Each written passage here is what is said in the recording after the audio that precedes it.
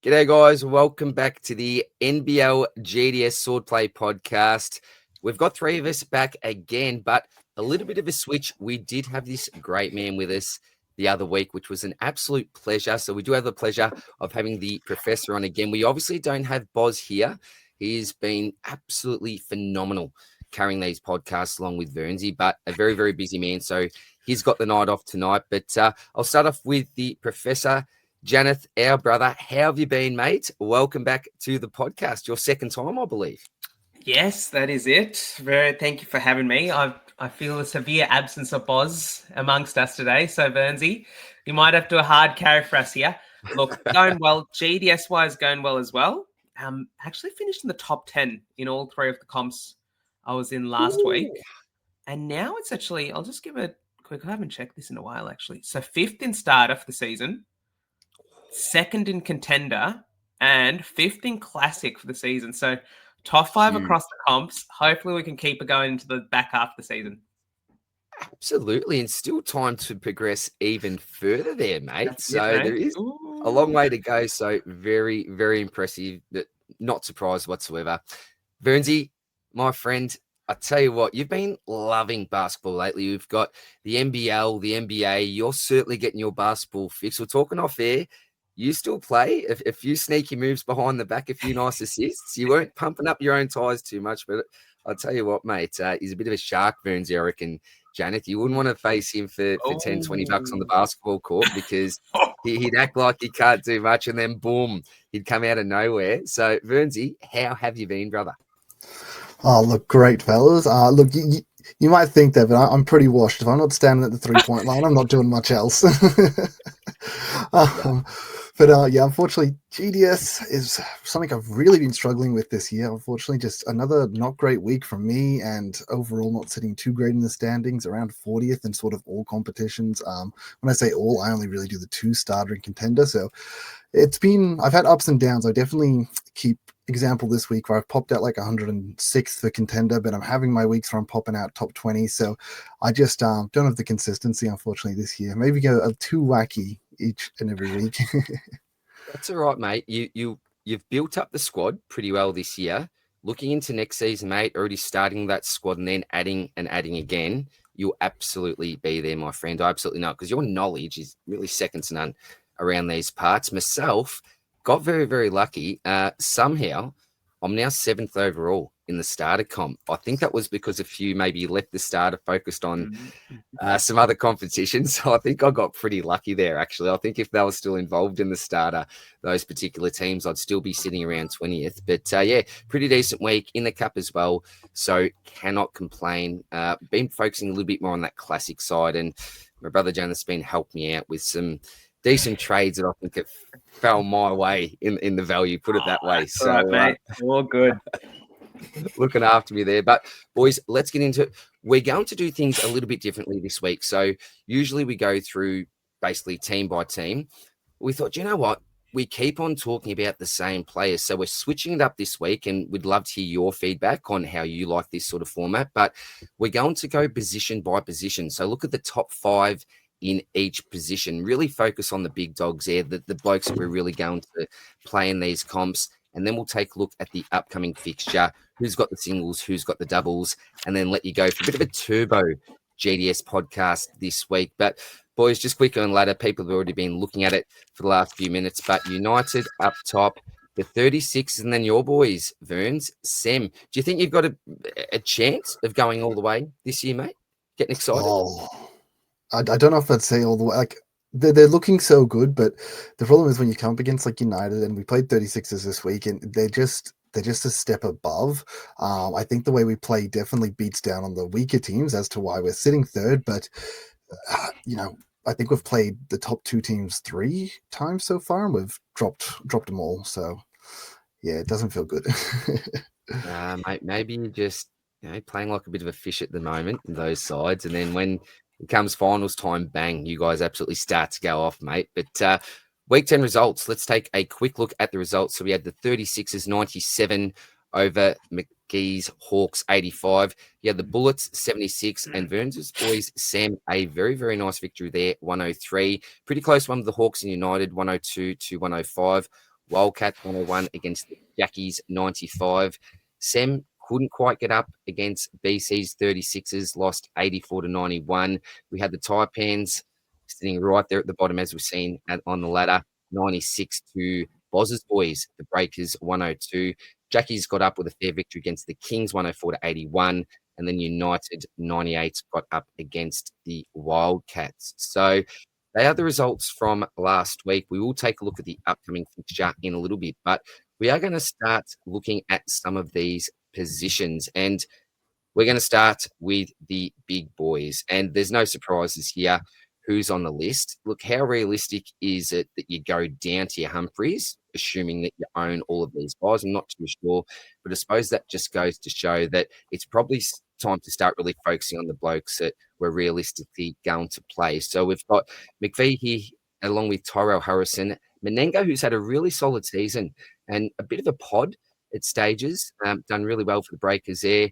JLA come across, obviously, to the Perth Wildcats. And then we've got Isaac Humphreys, Adelaide 36ers in fifth position. So, Vernsey, I might go to you on this one, mate.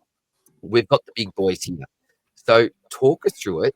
Who do you tend to play week upon week? And who would you play, assuming that you've got all these cards? Is it the same 2, 3, 4? Are we losing a little bit of faith with JLA because he has been disappointing lately? What have you got to tell us about the big boys? Because I'm really interested. I own all of them, but I'm a little bit off JLA, which is unfortunate. I've got a nice gold and a silver, but talk us through the big boys in the center position, mate. Yeah, I mean, look, you're definitely right with JLA. Look, just quick, I guess, McGee, you're going to lock him in each and every week. You can see it there, 61.4 average. He's just so consistent, so good. He's got the ceiling, and it's just, you're just not going to go away from him.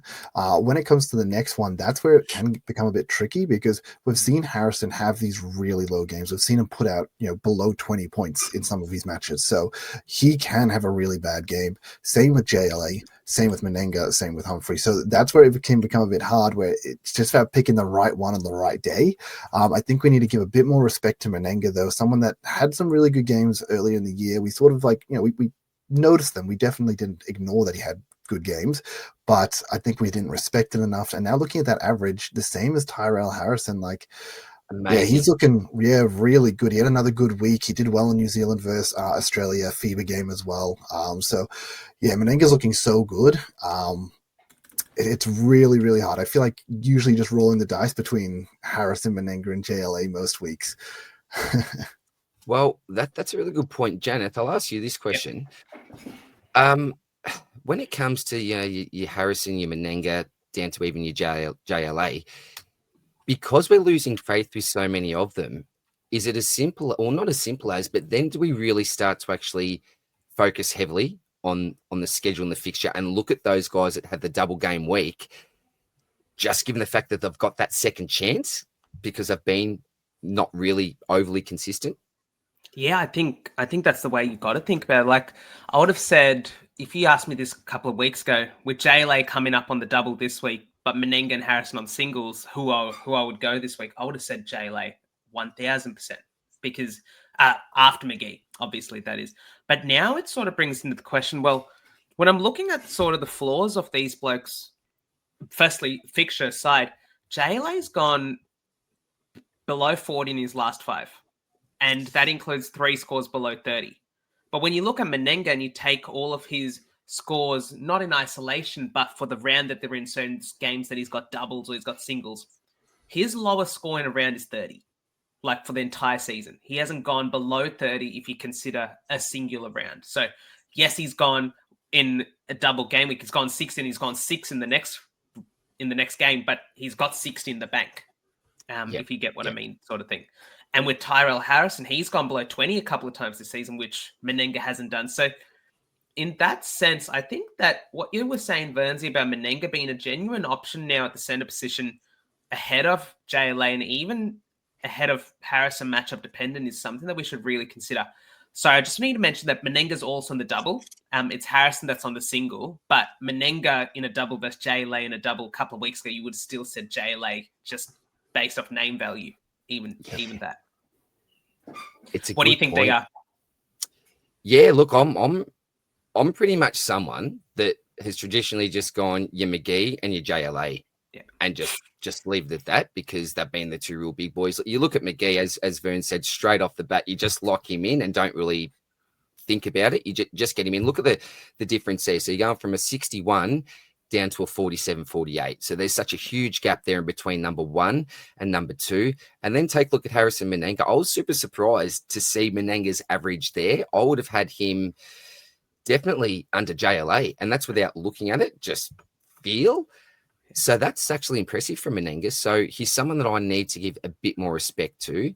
But really, I've been running with McGee and JLA, and from time to time a Harrison on a matchup or a nice double. So good discussion, boys, about the centers. I think we've nailed that one.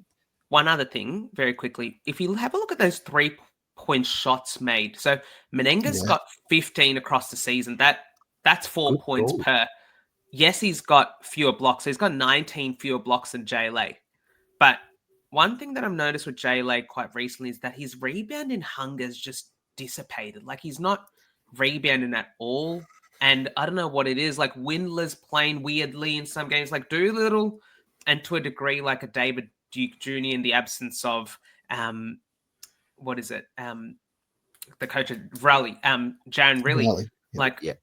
It's like, I don't know what's going on with the Wildcats. Like, I don't think they know what's going on in terms of who their number 1 option is, who their number 2 option is. It's just a really weird mix of them. I don't think JLA's really sort of just stuck in the middle of nowhere in terms of what his role is within the team.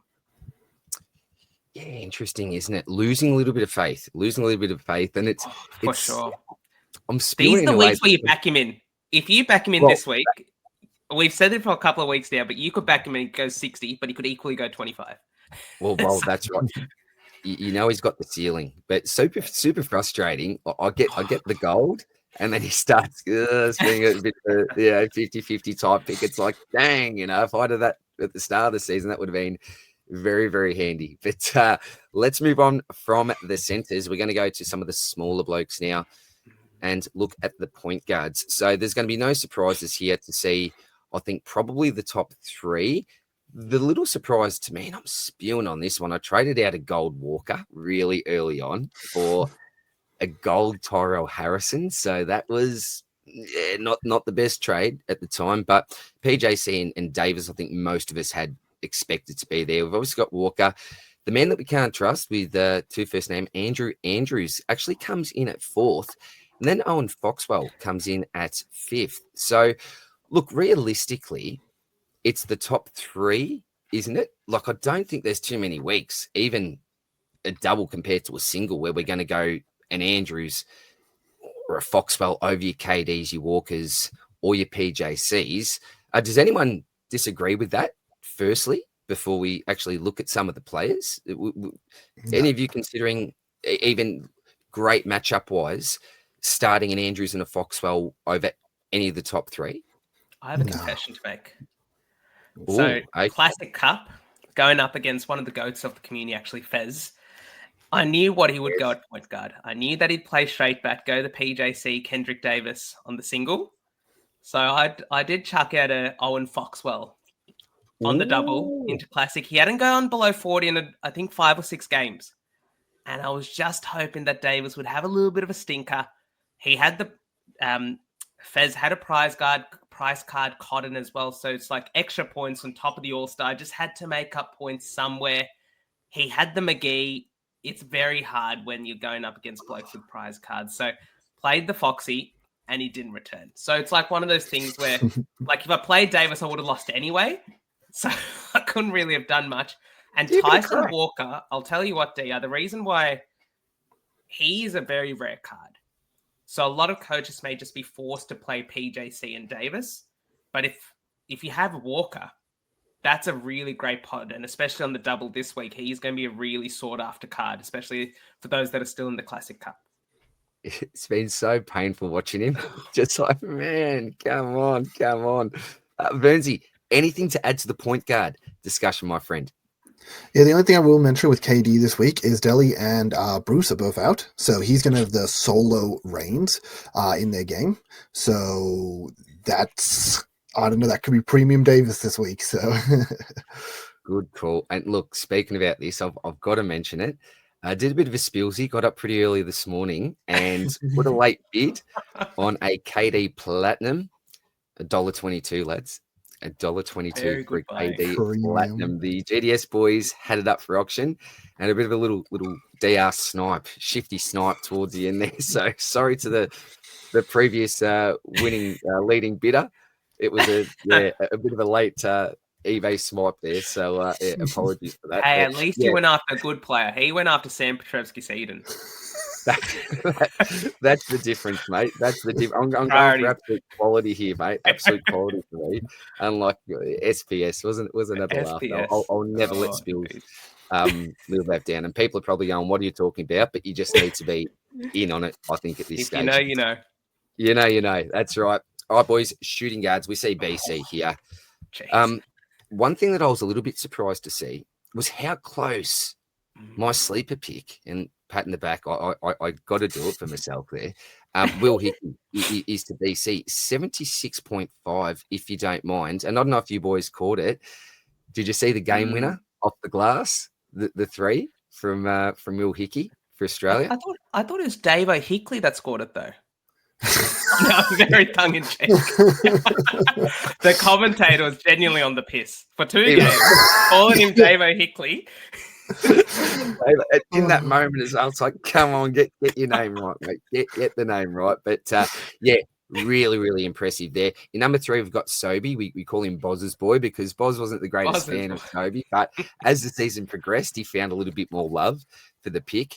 Bryce Hamilton, now this is a bloke that can absolutely go off, and on his night, he can absolutely carry. When he gets hot, he can get really hot. Bryce Hamilton. And then Johnson, I believe, has recently come back to the side. I think that average was from very early on in the season. So I don't know. I'll fully admit I don't know a lot about the Johnson pick and how reliable someone like he would be. But look, BC's an absolute lock. We know that. He's someone that we can rely on. Is it as simple looking at those averages? If you've got a Hickey, just go the Hickey? Or do we give Sobey some love? What do you think? What do you think, boys? I'm just going to throw it out there. I've been going the BC Hickey combo from week to week. Yeah. But are you blokes, any of you blokes, going to give Sobey any love? We're saying that you've already got the BC and the Hickey. If you do, are you giving Sobey any love? I'd say the thing is to reduce the amount of decisions you have to make. Like, I feel like we've got McGee at the center position, and then you got a decision to make, like a big decision amongst a number of names. Until Hickey sort of fails, like loses trust in a week, I think he's pretty much matchup proof because we look across those numbers. He gets it done in different ways. He's not necessarily the 3-point shot maker, but he's played half the amount of games as Bryce Cotton, and he has 55 to 98 assists. Like, he's on track to beat him assist-wise. But then look at those offensive rebounds. Like, half the number of games, and Cotton's not probably the best comparator at the shooting guard position because he's quite small, but 20 offensive rebounds, 37 defensive, and then the 10 blocks as well. Like, these are stats that you wouldn't expect from a shooting guard, but because he's also taken on the best ball handler from the other team, I think you just got to back him in. Like, perhaps the situation comes Hickey on a single versus Sobey on a double, but I would still go Hickey in this current form. And now that he's coming off 2 games where he was the guy for Australia as well, his confidence is going to be red hot. He's a man. Rip the goggles off. That was awesome. Davo Hickley. Sorry, I got the name right. Davo Hickley. Yeah, Amen Hickley. Bernsey, do you share the same sentiments there? Look, we know you're a Sam man, so try to take the hard out of this. Are you going Sobey over Hickey on a particular matchup, or any love for him in that respect? I guess it depends on who you're talking about. If we're talking like straight starter comp, it's lock in Bryce, it's Hickey, it's no questions asked. When I moved to the contender comp, I've had a decision all year because I own a Bryce Hamilton gold and a Nate Sobey gold, and all year I've been trying to figure out which one to play. Now I've got to consider, is a bronze Hickey better than those 2 golds? And that's what I've got to throw into the mix too. So I think if you have the same rarity, obviously it's Bryce and Hickey, no doubt. But when there's a difference in the rarities, that's when it becomes a bit hard. But even if you're adding like a 20% buff to Sobey's, average, he's still not meeting Hickey's average at the end of the day. So technically a bronze Hickey would have scored me more points over this period of time than a gold Sobey. So Yeah, obviously Hickey's got a massive buff though from that 100-point game he got with the Yeah. triple double. So huge bolster there. I mean, you can't just take a game out of someone's cycle, but I'm sure if you take that out, his average would be much closer to the 60 sort of average. And then obviously that's where a gold Sobe maybe does contest Hickey. Yeah. I guess if yeah, we have no, a look at his good. scores in the season, this is so Hickey's lowest score is Sobe's average. If you take out his first game. So his scores this year have been 78, 58, Wow. 103, 64, 48, 61. Like, Damn. if that's the case, I feel like you just that's where I lean and I just say Hickey all the way, like until he proves it wrong. You basically can't argue with that, Yeah. can you? And even if you look at Hickey and Sobe there, look at the difference in games played. And look at some of the stat lines there, your assists, your offensive rebounds. And I know that, Sobe shoots the ball. It's a little bit different in some ways, but yeah, his stats, as you mentioned as well and touched on before, across the board make him such a fantastic pick. Just like any form of fantasy, those players that have multiple avenues to score are absolute gold. Whatever sport, whatever format you're playing, they're the sort of blokes that you want, mate. And I love a bloke that actually gives his all as well. I really enjoy watching him, just that junkyard dog type attitude, that never say die, and a bloke you'd love to play with as well. So I love, Dave O'Hickley, one of my absolute favourites, mate. He just needs to tone down the turnovers. I feel like that's the only knock on Hickey, I would say. Good point, mate. Good point.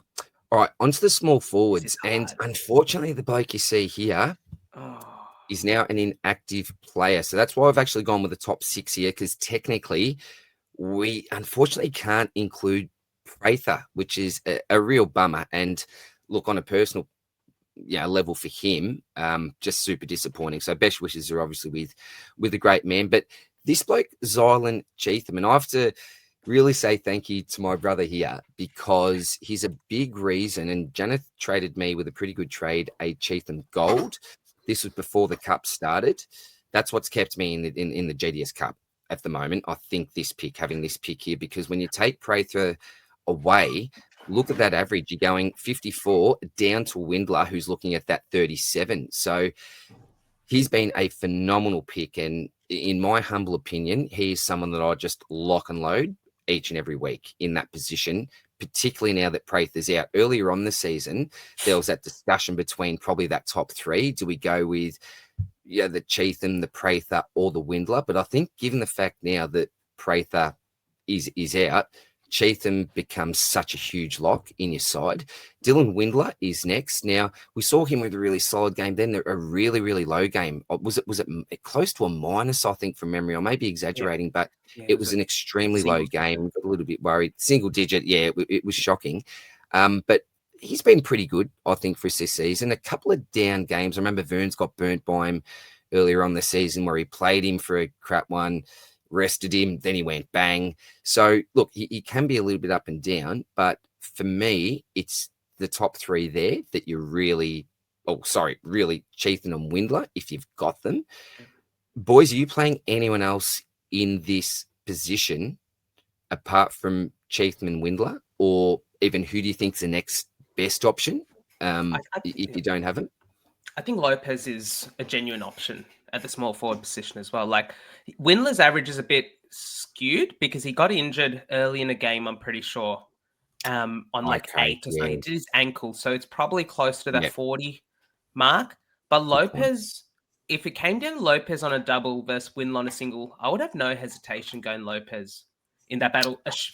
Cheatham locked in, and then Lopez, if he has good matchups, I wouldn't say that I've watched as much New Zealand Breakers basketball as someone like Boz would have, but I think he's been the 2nd or 3rd most impressive player behind PJC, and then in line with Menenga for the Breakers. Like, they've resurged over the last couple of weeks, the Breakers, to get some handy wins, and Lopez has been a big part of that. So with Prather going down, Cheatham locked in, and then it's bottom of the barrel stuff pretty much at small forward, and Lopez and Windler is probably the 2 that I would be choosing between most weeks.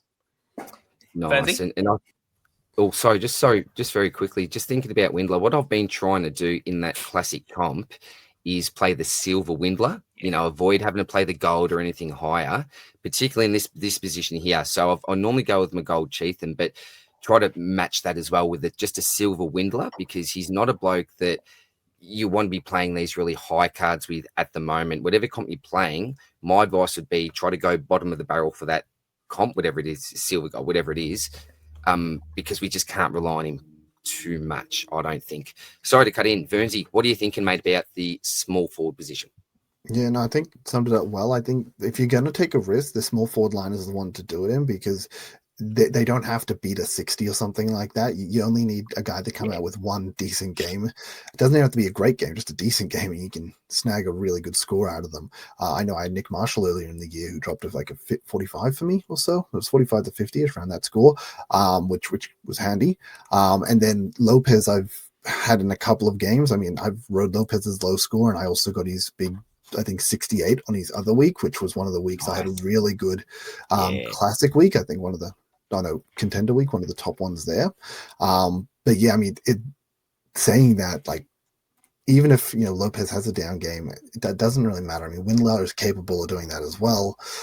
I probably feel more comfortable in Lopez right now with Windler returning from his injury. We saw a really bad game and a mediocre game. I don't know. Is he going to return to what he was doing before he got injured? Wildcats are such a mess right now that I'm so confused with what's happening there. So I honestly feel more comfortable in Lopez. Yeah, that's an interesting point. And what's really good about the game day squad, if you're getting a card like a Lopez, probably initially you think, not thinking, terrific, but his value now, given the fact that Praith is now out, the card value of someone like a Lopez, all of a sudden is creeping up towards someone like your Windler as well. So this is why it's really good to go back and look at those averages, take a look at what's happening, team wise and setups. Both Verns and Janath have touched on the fact that the Wildcats look like they're a bit of a mess at the moment. JLA is not playing that well. Who's that main guy? So some really good points to consider here. But I think we look at Cheatham for sure. One more thing. The addition of Troy Brown Jr. to the Adelaide 36ers as a small forward, he's got good NBA pedigree, one that a lot of people don't have at the moment because he just got added into the player pool. So he's probably not a realistic option for most people. But I reckon as the season goes on, he could definitely be up here in the contention, probably not against Cheatham. I don't think Cheatham's role is too impacted by Brown in the same team, but we could be looking at double 36 as small forwards and Cheatham and Brown Jr. as the season goes on. And just quickly with that, just because you reminded me of it, actually, is obviously with Prather as well. We do have people like Freeman Liberty, who is going to be back. He's a shooting guard for us. He's someone that obviously doesn't show up in our shooting guards when we looked at them earlier, but he's obviously shown he was really good when he was here. So someone that could be an option for us as well, especially with Prather out, there's going to be more opportunity. And then they also got Terry Taylor. They've got as well. I think they want to try and get him ready for the match against 36ers this Friday. I don't know if he'll be in the GDS game, but if he's not, then at least we got to look at him before he gets in the game and we can assess his value from there. Great call, boys. All right, last position is the power forwards. Now, this may be up for maybe a little bit more discussion, I think, than some of the other positions. So we've got Jack McVeigh, Johnny Brown, Mr. Doolittle, Josh Bannon, who I have been playing pretty regularly as of late after a little tip from Boz. And then we've got Xavier Cooks there as well. But, boys, with this particular position, if we take a look at Brown, who's second down to Cooks in fifth, we're talking about a 3 to 4 point range in average here. So we've got Brown with 45.5, Doolittle 44.5, Bannon with 42.9, pushing 43, and then 41.5 rounded up for Xavier Cooks. So, look, McVeigh up the top is 10 points up on average. I don't personally own a silver or even a gold, let alone a platinum McVeigh. So I've got the bronze McVeigh. So is it pretty much blokes that we still go with McVeigh every week if we've got him, and then we're selecting from the next four? Is that the way you guys would feel about this? Or is McVeigh not that much of a lock? I mean, I think McVeigh's definitely a lock if you own him. I actually don't have a McVeigh, so I wouldn't know what that's like. Saying that, Warningberg is going to be returning soon. I feel like we keep saying that. I feel like I know he's not too far off, and he should be back soon, and he'll be someone that we can actually consider in this line as well. And then the other question is, how does it affect McVeigh? Is it a negative impact in McVeigh? Is it a positive impact? I guess we'll figure that out when we get there, sort of thing. But yeah, I mean, these power forwards, it really feels like... And just a flip of the coin, which one you're picking out of these guys. And since I don't know McVeigh, when I'm picking those next four, it feels like no matter which one I'm picking, it's the wrong one. But it always feels like that's the way, isn't it? Look, personally, I've been going with Doolittle Bannon with that composition. I do own a Silver Cooks as well. As I said, I don't own a McVeigh.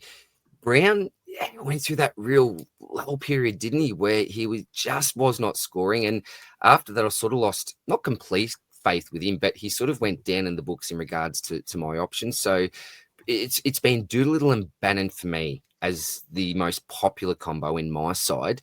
Janath, where would you be going? Let's just say that you don't own a McVeigh. Yeah. What combo do you like next? Or is it a position where you're happy to change week to week on a double, on a matchup? For example, the Magnay's out, Bannon's looking a little bit better all of a sudden. Yeah, what's your thought process, mate, when it comes to your selections in this particular position? Look, I think you mentioned without McVeigh, but I'll just say the McVeigh's a lock. Like he's the safest player at the power forward position, and I'm happy to roll. If the other four all are doubles and McVeigh at a single, I'd still probably roll with McVeigh. Like that's how I sort of view him. And then the next cab off the rank for me is Doolittle. Like if we had a look at Doolittle's last four, I just had it up before, and we can even go back to his last five really. 68, 42, 65, 63, 55 with his base. So his lowest scores are 42, and he hasn't gone below 55 otherwise. Like that's pretty consistent. And I think he's the one that's sort of got the role in the Perth lineup, like we were talking about. It's a bit of mishmash elsewhere. Cooks have lost a fair bit of faith, and I just don't know what it is with him, whether he's struggling with confidence as a basketballer or he's just going through something or he doesn't know himself what he's supposed to do at Sydney with Kendrick Davis there taking a bit more of that ball handling responsibility. But his scores aren't too bad if we had a look at his last five games, 61, 42, 56, 43. But this is the second time now this season where he's just plonked out an absolute stinker, score of 8 on the weekend. Like that doesn't pass at all. It's like, a coach killer. That ruins a week. Killer. And Absolutely. that's a combination of turnovers, being too passive with the ball, not being aggressive. Like when he's aggressive, he's grabbing offensive rebounds, he's grabbing defensive rebounds, he's blocking, he's doing all these things, and there's no consequences for poor free throw percentage. Like that doesn't matter in GDS, but it's handy points to have. But when he's not doing any of that, it's a nightmare to own or have him play. Bannon, I feel, is a safe 40 score every week. You're not going to get the ceiling scores with him. And if we had a look at his scoring, it probably checks out. Like his he's like a metronome.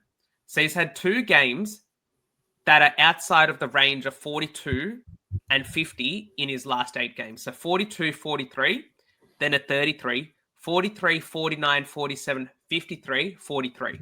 Like he's in the 40 to 50 range most weeks. He doesn't quite have the ceiling off the Doolittle McVeigh, but if you got him on a double and Doolittle's on a single, I reckon Bannon and McVeigh is probably the play.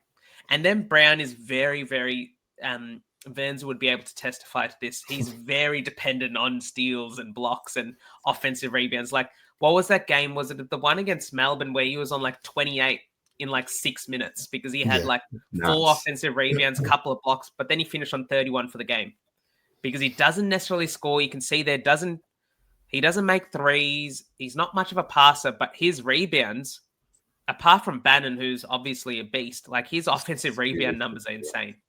Yeah, that really stands out. That's definitely it. Yeah, he's definitely standing out with those offensive rebounds. Not on here. Yeah. He's crazy hunger for the ball. But I think you're definitely right there. That with these power forwards, obviously Brown was a lull at the start of the season. Doolittle was a lull at the start of the season. Cooks has these random games where he drops below 10. And then Bannon's just a staple. Speaking of which, I did have Cooks in my field on contender as to why I was 106 for the week. Yeah, that's it, Verns. One player in this particular game. Oh, can't it make a lot of difference, mate? Like it's huge for a week like that. So unfortunate.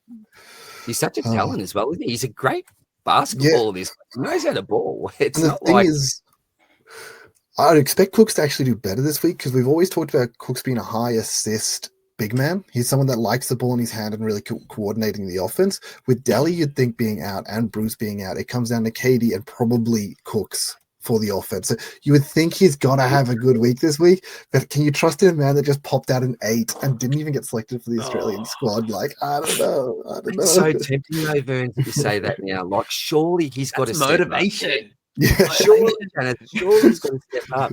Oh, you put the question. He's just put the question in my mind now. He has. It's Doolittle and Bannon for me. It always has been. But just I'll tell you what though, DR, it's a he's a single. proud man. You got to consider it's a single for Cooks. He might make the decision a little bit easier. Yeah, no, I'm back off. I'm back off. All right. Oh, this God. is like he's got the devil on one shoulder and the angel on the other shoulder. Yeah, So I who know. is he going to listen to? I know. Well, you know what, mate? That is a very, very good segue into the fixture because I think we've really nailed those top 5 positions there. Let's have a look at the fixture for this week, and then we'll say goodbye and good luck for the round. So if we take a look at some of the matchups here, I'll quickly go through the doubles and then the single team. So you've got the Breakers on the double, as well as the Wildcats, United, Sem, Hawks, and the 36ers. And then the single teams for this week, we've got 4. They're the Kings, the Jackies, the Bullets, and the Taipans. So if we quickly just look back to that position, we talked about McVeigh, he's on the single. Bannon's also on the single. And Cooks is also on the single. So Doolittle and Brown on the doubles. Doolittle and Brown or Doolittle and you've got like a McVeigh? Do you just... That's the way I'm going. Well, you said you'd go him on the single anyway. So let's just lock McVeigh in. Is it a pretty easy decision just with the fact that Doolittle has the double? Well, Sem do too. It's Brown. Yeah, Brown versus. Go with Mystic Consistency. Still with Bannon on just the single game week. Look, I mean, to be fair, Wildcats both have incredibly hard matchups, first and second, and United and 36ers. Whereas Sem, yes, they have United, but then they also have Hawks, who I wouldn't be surprised to see Brown go nuts on the steal side of things. I mean, as much as Hickey's really good, he sometimes is a bit loose with the ball. And Taipans also get the Hawks matchup where you wonder if, like, I think McVeigh's going to have a big game there. You think it's going to be a close one, and McVeigh will be important. So, you know, it is super hard. Once again, I don't own McVeigh, so I'm locking in Brown and Doolittle and not worrying about it. Yeah, nice. I don't own McVeigh either. Yeah, it's a tough one. Definitely Doolittle. I'm almost leaning towards, Bannon on that single over, but just that consistency. You went through his scores before, Janath, and you're relying on that floor just for a safe type. And look, you could truly come out and give you 20 something. That could happen. But I just love that consistency, being able to just hopefully lock in a 40 plus. And what do you think, mate? That's the thing where in the Classic Cup, it really depends. I feel like it almost depends on whether you're going in as the underdog or the one that needs to make the first move. Like the game as a game of chess. Because if you're going in and you're feeling confident in your matchup and you're not really going up against an all-star, I feel like you could play Bannon because you know what you will get. But if you need a bit more high risk, higher reward, having someone like a McVeigh could be really, really handy. And so it is a really tough decision to make there. I think off these plays, like we were talking about before, across the line. So with point guard for this week, you got Cotton and you got Hickey on doubles. I meant a shooting guard.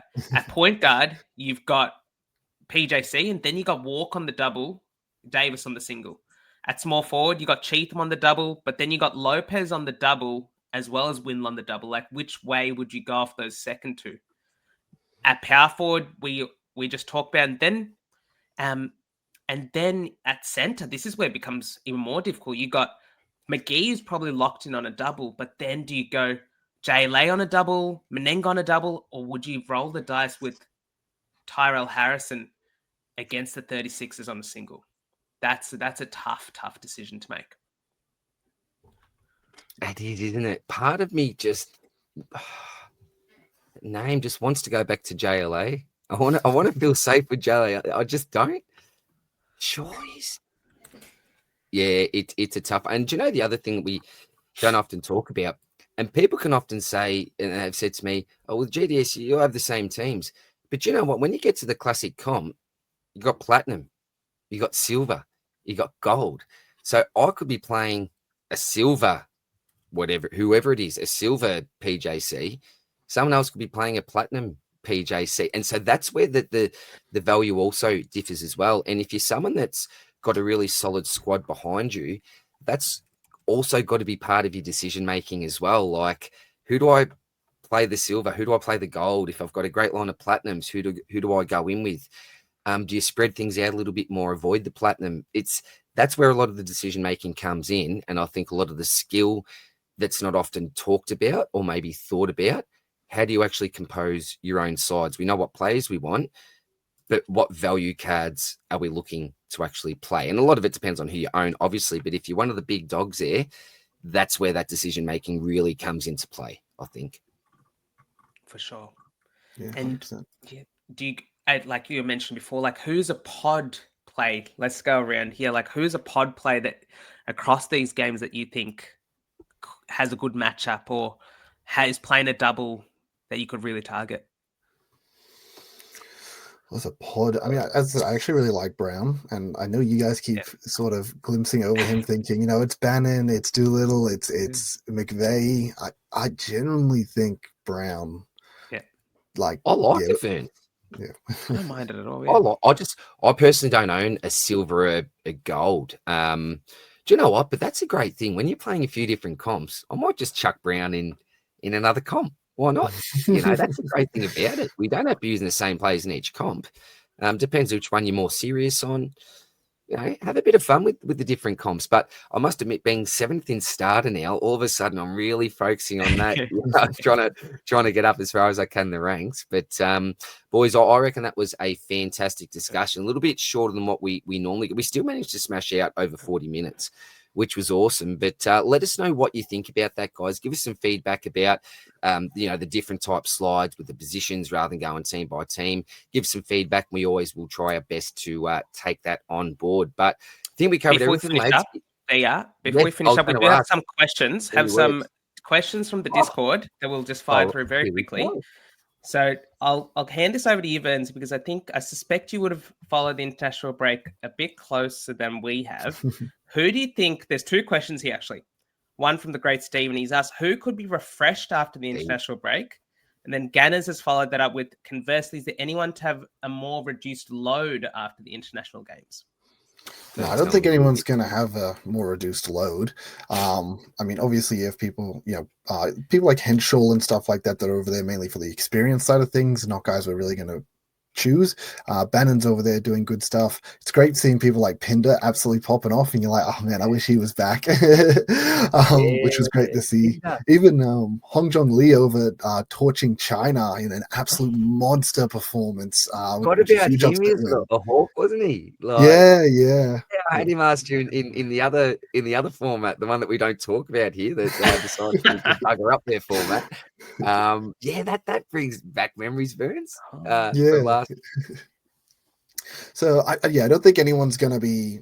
I'm not expecting anyone to be workload managed or anything like that. Refreshed. I guess you could look at someone like a Cook, someone that didn't actually qualify for the international break. Maybe our inputs.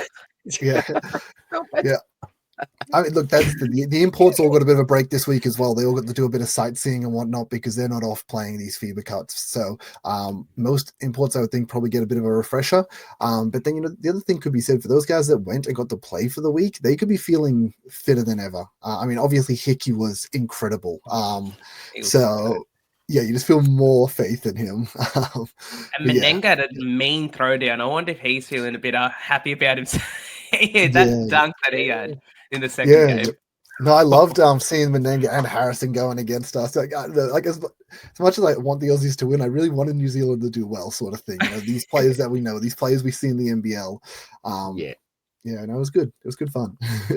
Now, the last question which we have, I'm just going to go through the names that were added to the game, the latest player pool. So these players, apart from Javon Freeman Liberty, who got re-added back in, so he's got some cards out there, but the other names here don't. These are, there'd only be a few couple out there, like Quinton Peterson for Illawarra, David Duke Jr. for Perth, Troy Brown Jr., Wes Awundu, Mojave King, and Lachlan Anderson.